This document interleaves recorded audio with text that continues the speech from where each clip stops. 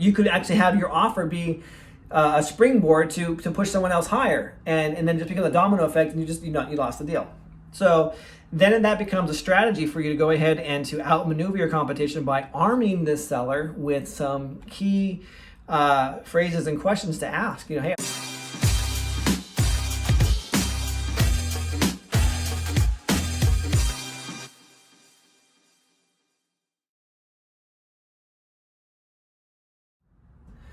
Hey, what's up, bootstrappers? This is Ryan Nickel coming at you with a little bit of shadow on my face because I got my hat on and it's later in the day.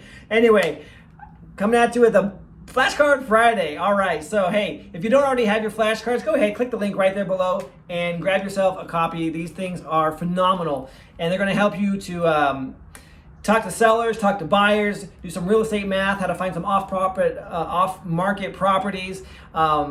This is perfectly fine for you. So this is a great opportunity. 15 cards in each section. So there's hearts, there's diamonds, there's clubs, there's spades, and you got 1 through 10, or actually no, there's 2. There's ace through king. So is that what? That's only 13, right? So you got 13 in each one of those sections. So go ahead, grab your cards, and just remember you are one deal away from changing your entire future. One deal is all it takes to change your entire financial future, man. That's all it takes. And so without any further ado, I guess, let's jump into flashcards. All right, so this week's flashcard is the 6 of clubs. It says, who else are you talking to? That's kind of convenient. I actually used this card today. So let me go ahead and read this to you right now. So the 6 of clubs is, you need to know if you have competition and what you're up against. So it goes like this. Besides talking to me, who else are you talking to? And some of you may be afraid to actually use that and talk to the person and say, hey, because you don't want to know, you want to ignore the fact that there's competition. You can't do that. You got to know who your competition is. And if you know your competition, you can actually outsell your competition or outmaneuver your competition. So I went and looked at a house today. It was a for sale by owner, huge house, 3,000 square foot. Technically, it says it's 6 bedrooms, but I counted 8 bedrooms. It's old Victorian in the older part of town where I live.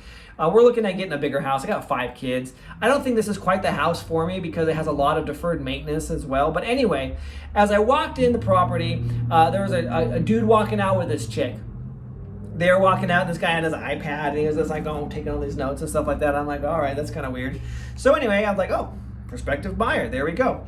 So we're walking through the house, and we get back to the main part. So this guy wants to, for sale by owner, he's like, wants to give me the tour of the property. I'm used to just going to the houses and like, all right, hey man, I'll see you in a minute, okay? I'm just like doing my own self tour. But anyway, he wants to walk me through and point all the things out and whatnot. And that's okay, it's his house, let him do that, right? So we're going through the house and, he's showing me everything. And we get back to the main point where we're at. And he goes, so what do you think? And I go, actually, it's a nice house. I like it. It's a lot of potential. However, there are some drawbacks to it. But just out of curiosity, who else are you talking to? And who else are you talking to? And he goes, well, you saw that person coming in, but they wanted it for commercial purposes. We can't do it. It's not zoned commercial, blah, blah, blah. Like they're thinking like bed and breakfast because it has that feel to it. It's beautiful. Like I said, beautiful, huge Victorian home. So anyway, he goes, well, they wanted it for commercial purposes, but they can't do it. So I've had a lot of people call. It's been on the market before. We've taken it off, and all those offers were low before, and so I just waited a couple months and wanted to put it back on the market. But realistically, you're the only one that's actually been interested enough to talk to me and come out and look at it as a house, not for a commercial venture. So I mean, and then here's the beautiful part. He goes, I owe $199,000 on my mortgage. I just want to clear $100,000. I know I have it listed for $380,000. So, he just told me right there, $380,000. He wants to clear $100,000. He owes $199,000 on it. I just got, bam, an $80,000 price cut because I asked this question: who else are you talking to? At that point, what it does, at least in this situation, it put the focus back on that there's nobody else looking at this property. He's had it listed for 3 weeks. In this market, 3 weeks is a long time. But however, he had it listed for almost 6 months before he pulled it off. And so it was listed before and he got a bunch of lowball offers. So at this point, he realizes, hey, and he also has a new construction that's going to be available in the middle of March, and so he needs to like get his cash. And that's why it's all cash sell, because he needs to like get this cash from this house and put it into his new construction, so that when they convert it, he can put a huge down on it and have a loan, and not have to go get the loan and then refinance in the future when he puts a large down payment down on it. So anyway, I divert. So or I digress.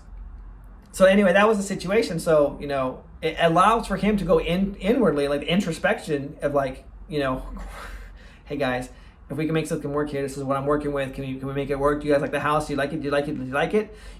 You start to see where their motivation truly lies. I dropped the card. Hang on. Bam! I'm back. All right. So, it could also be the reverse of that. Like, oh, I got like tons of people, man. I've been talking to We Buy Houses. I've been talking to Zillow. I've been talking to whatever, all these different people, and they're all going to come out next week, whatever. And so now you know that. So now you know what your competition is. Now you know that, if your offer that you give here today could be, you could actually have your offer be a springboard to push someone else higher, and then just become a domino effect, and you lost the deal. So then that becomes a strategy for you to go ahead and to outmaneuver your competition by arming this seller with some key phrases and questions to ask. Hey, are you actually the buyer? Are you going to wholesale this property?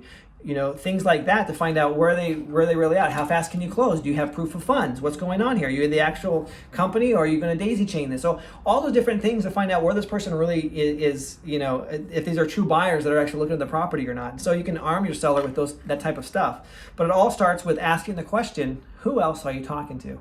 So I hope you found value in this. Go ahead, and if you don't have these cards and you want to get these cards into your hot little hands, go ahead and click the link right there below. It's bootstraprei.com/flashcards. Get them. There's a digital version of it as well with multiple hours of content for you.